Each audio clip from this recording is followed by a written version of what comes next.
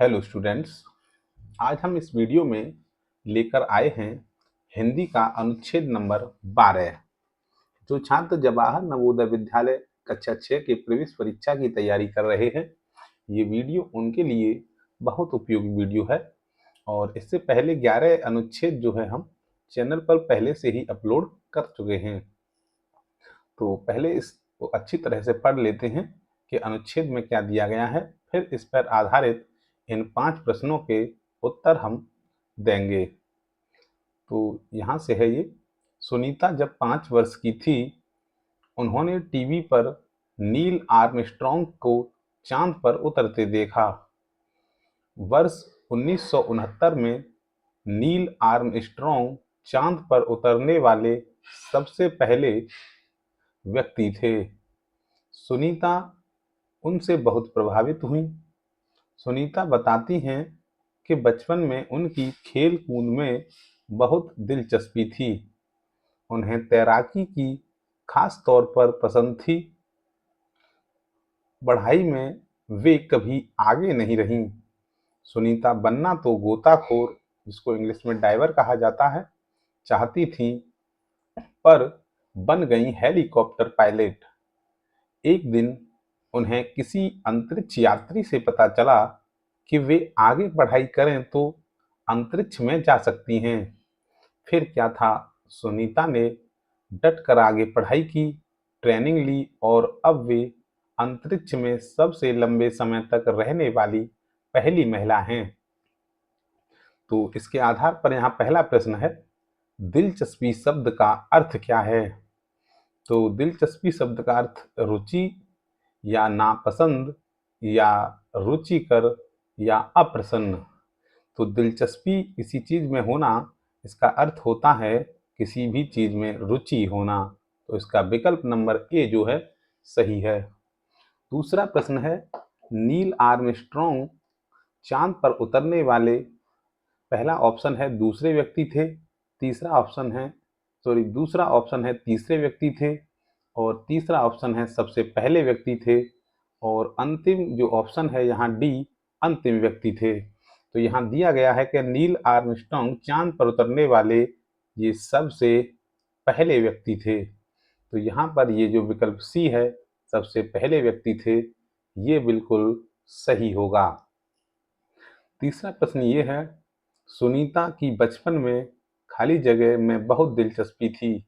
तो खेलकूद में दिलचस्पी थी, या अंतरिक्ष में दिलचस्पी थी, या पढ़ाई में दिलचस्पी थी, या लेखन में दिलचस्पी थी? तो यहाँ दिया गया है कि बचपन में उनकी खेल कूद में बहुत दिलचस्पी थी। तो इसका विकल्प नंबर ए यहाँ पर सही हो जाता है कि खेल कूद में दिलचस्पी थी। चौथा प्रश्न है, सुनीता खाली जगह बनना चाहती थी। एक ट्रेनर बनना चाहती थी, या डाइवर बनना चाहती थी, या पायलट बनना चाहती थी, या ड्राइवर बनना चाहती थी? तो यहाँ दिया गया है कि गोताखोर अर्थात डाइवर बनना चाहती थी। तो इसका जो विकल्प बी है डाइवर, ये वाला विकल्प सही होगा। और ध्यान रखना यहाँ ड्राइवर लिखा है, तो डाइवर ही आपको सही करना है। पांचवा प्रश्न है, सुनीता बताती हैं कि, पहला ऑप्शन है वे पढ़ाई में हमेशा आगे रहीं, वे खेल कूद में रुचि नहीं रखती थीं, वे पढ़ाई में कभी आगे नहीं रहीं, अंतरिक्ष यात्री बनना चाहती थीं। तो सुनीता जो है बताती हैं कि बचपन में तो उनकी खेल कूद में दिलचस्पी थी और उन्हें तैराकी खास तौर पर पसंद थी। पढ़ाई में वे कभी सबसे आगे नहीं रहीं, अर्थात वो पढ़ाई में कभी सबसे आगे नहीं रही थी। तो इसमें ऑप्शन दिया है सी कि वे पढ़ाई में कभी आगे नहीं रहीं। ये वाला विकल्प जो है यहाँ पर सही होगा। हेलो स्टूडेंट्स, ये अनुच्छेद नंबर 13 है। जवाहर नवोदय विद्यालय प्रवेश परीक्षा 2025 के लिए जो बच्चे तैयारी कर रहे हैं, उनके लिए ये वीडियो बहुत उपयोगी है। और इससे पहले हम 12 अनुच्छेद जो हैं हिंदी के इस चैनल पर अपलोड कर चुके हैं। तो यहाँ से ये अनुच्छेद दिया गया है, आज भी कहीं कहीं कई सौ साल पुराने पानी के स्रोत हैं, जैसे बावड़ी, तालाब, नाला, धारा आदि। जिनसे लोगों की पानी की ज़रूरतें पूरी होती हैं। कई जगह तो आज भी बारिश से तालाब भरने की खुशी में आसपास मेले का माहौल हो जाता है। बावड़ी उत्तराखंड की एक दुल्हन है जो ब्याह के बाद नए गांव में आई है। वह झरने या तालाब पर जाकर सिर झुकाती है। आज शहरों में इस रिवाज का एक मजेदार रूप दिखता है। दुल्हन घर ही में किसी नल के पास जाकर पूजा करती है। पानी से ही तो जिंदगी जुड़ी है ना। तो पहला प्रश्न इस अनुच्छेद के आधार पर दिया गया है, दुल्हन खाली जगह ही में किसी नल के पास जाकर पूजा करती है। तो घर ही में या जंगल ही में या मैदान में या अहाते में।